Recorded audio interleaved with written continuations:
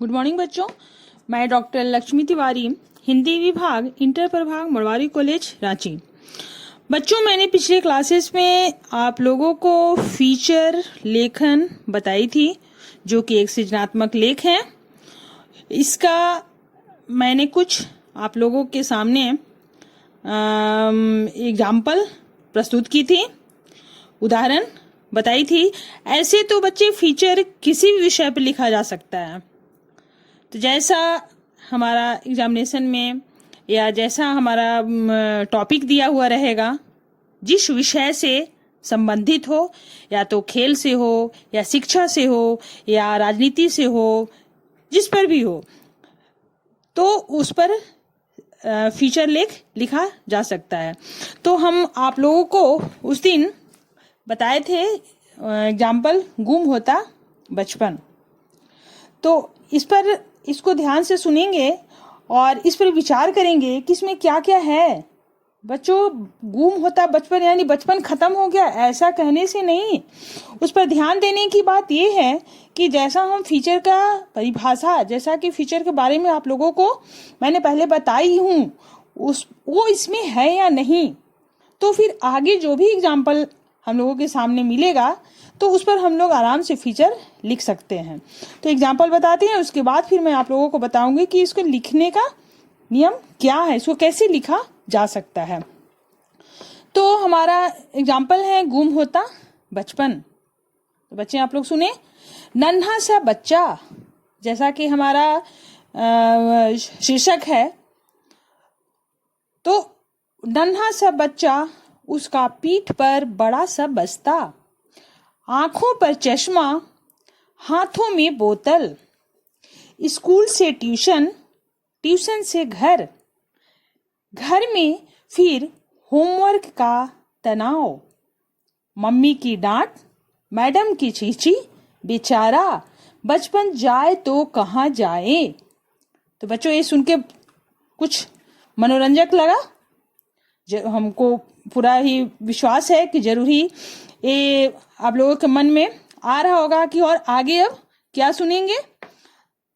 तो जैसा कि हमारा फीचर में है कि मनोरंजक होना चाहिए, तो ये जो बच्चा का है कि बचपना तो खत्म हो रहा है, छोटा सा बच्चा है, उसके पीठ पर बड़ा सा बस्ता है, बड़ा सा बैग है, उस बैग के बोझ से बच्चा झुक गया है, आंखों पर चश्मा है, हाथ में पानी का बोतल है, स्कूल से ट्यूशन, फिर ट्यूशन से वो घर आता है, वो बेचारा छोटा बच्चा का फिर होमवर्क का टेंशन हमेशा बना रहता है।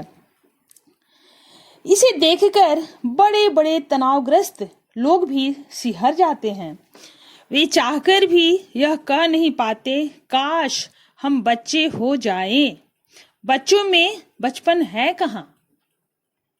बच्चों के परेशानी देख करके अब किसी के मुंह से नहीं निकलता है कि काश ये बचपना वापस आ जाता। वह खिलखिलाहट, वह बिना बात खेलना कूदना, वह मस्ती है कहाँ। प्रगति नाम का एक तनाव है जो लील गया है उस बचपन को। यानी प्रगति करना है, आगे बढ़ना है। यह शब्द जो है प्रगति, यह बचपना को समाप्त कर दिया है। चिकित्सक हैरान हैं कि जो ब्लड प्रेशर कभी प्रौढ़ों को हुआ करता था, वह नन्हे बच्चों को होने लगा है। नन्हे बच्चे बड़े आराम से कहने लगे हैं, मैं तनाव में हूं। आजकल छोटे छोटे बच्चों को यह बोलते हुए आप लोगों ने भी सुना होगा, मैं बहुत टेंशन में हूं, अभी मुझे बहुत टेंशन है। वे रात दिन एक ही फिक्र में रहते हैं, मुझे फर्स्ट आना है।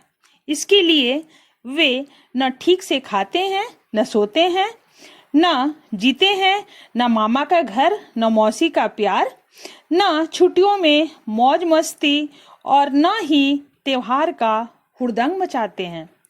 24 घंटे 12 महीने उन पर एक ही तनाव हावी है, फर्स्ट कैसे आओगे,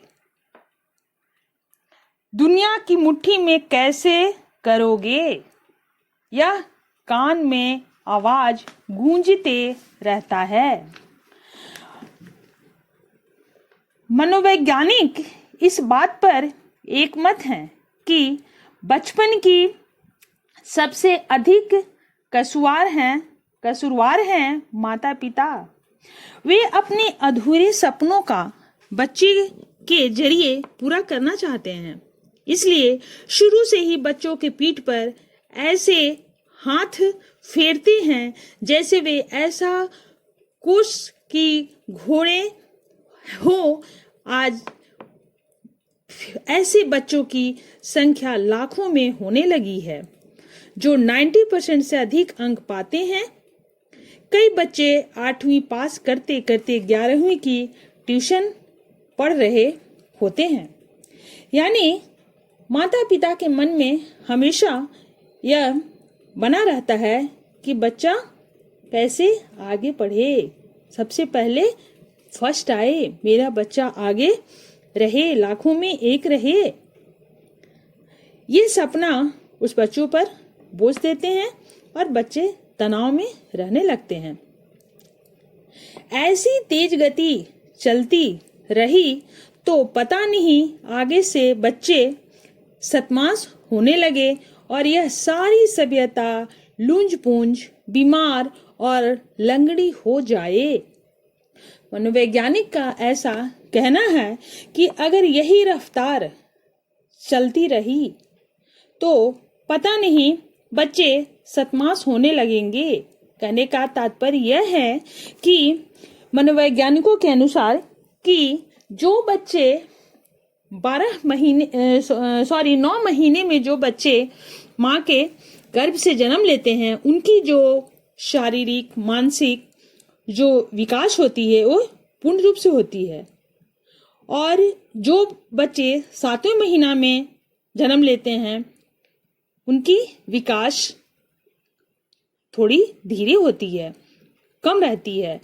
तो यहाँ मनोवैज्ञानिकों के अनुसार कि जो बच्चे 9 महीने में जन्म ले रहे हैं उनकी बुद्धि और शारीरिक जो विकास है उनमें, और जो 7 महीने में जो जन्म ले रहे हैं उन दोनों में काफी अंतर। तो उन लोगों का कहने का तात्पर्य यह है कि समय से पहले यदि कुछ भी काम हो रहा है तो ये ठीक नहीं है। आज यही कारण है कि बच्चे की आंख पर चश्मा, बच्चे के ब्लड प्रेशर, बच्चे तनाव में या रह रहे हैं। इसीलिए हम एक लाइन में कहें कि यह सारी सभ्यता जो है सो लूंज पूंज, बीमार और लंगड़ी होते जा रही है। यानी समय से पहले सारा चीज होने से सब यह जो विकास है वो धीरे धीरे हो रहा है और बच्चे बहुत तनाव में रह रहे हैं।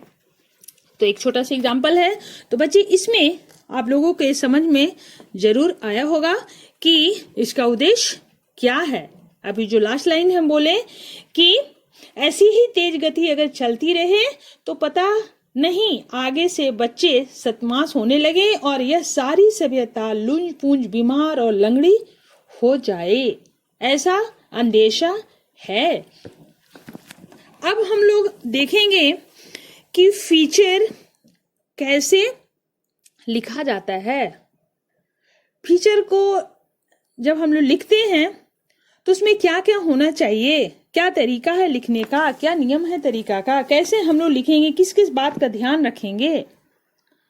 तो इसको सबसे पहला है फीचर के विषयों से जुड़े लोगों की मौजूदगी जरूरी है। फीचर की कहानी पात्रों के मुख से कहनी चाहिए। यानी जो हम लोग फीचर लिख रहे हैं, जो लेख हम तैयार करेंगे, वो किसी को पात्र बनाकर उसके मुख से होना चाहिए। तीसरा हुआ फीचर की कहानी पाठकों के अनुकूल होना चाहिए। यानी ऐसा फीचर लेख होना चाहिए जिससे कि पाठक पढ़े और समझे। फीचर में मनोरंजन के साथ साथ सूचना का होना जरूरी है। चौथा पॉइंट है मनोरंजन के साथ साथ सूचना का होना बहुत जरूरी है। हमारा अभी जो हम एग्जाम्पल आप लोगों के सामने रखे उसमें यह तो सूचना या मैसेज सब तक पहुंच रहा है कि समय से पहले किसी पर प्रेशर नहीं देना है, बहुत ज्यादा अपेक्षा नहीं करना है, सबकी अपनी अपनी क्षमता होती है। नंबर 5 है फीचर का निश्चित उद्देश्य होना चाहिए। नंबर 6 है फीचर लेखन का कोई निर्धारित ढांचा नहीं होता है। फीचर लेखन का कोई निर्धारित ढांचा नहीं होता है। नंबर 7 उसका प्रारंभ आकर्षक तथा उत्सुकता उत्पन्न करने वाला होना चाहिए। यानी जब भी हम लोग लिखना शुरू करें तो आकर्षक, जैसा कि अभी हम आप लोग को एग्जाम्पल भी सुनाए, और उत्सुकता उत्पन्न करने वाला हो। नंबर 8 फीचर के अंतिम भाग में भविष्य की योजनाओं पर फोकस करना चाहिए। नंबर 9 फीचर के जो पैराग्राफ बहुत बड़े न हो या हर पैराग्राफ एक दूसरे से जुड़ा हो। ऐसा नहीं कि एक पैराग्राफ हम लिख दिए और उससे दूसरा जो पैराग्राफ लिखे उससे कोई मिलता जुलता नहीं होते, इसका भी ध्यान रखना चाहिए। नंबर 10 है फीचर की भाषा आम पाठक को समझ में आने वाली होनी चाहिए। यानी जो भी फीचर का जो भाषा जो उसमें हम लिख रहे हैं जो भाषा से, वो सबको आसानी से समझ में आ जाए, तभी तो जिज्ञासा बढ़ेगी पढ़ने की। फीचर की भाषा में प्रवाह व ताजगी होनी चाहिए। यानी फीचर की जो भाषा है, फीचर लेख लिखने की जो भाषा है, उसमें ताजगी होनी चाहिए। ठीक है बच्चों, तो आज यही हम लोग समाप्त करते हैं, फिर अगले क्लासेस में। धन्यवाद।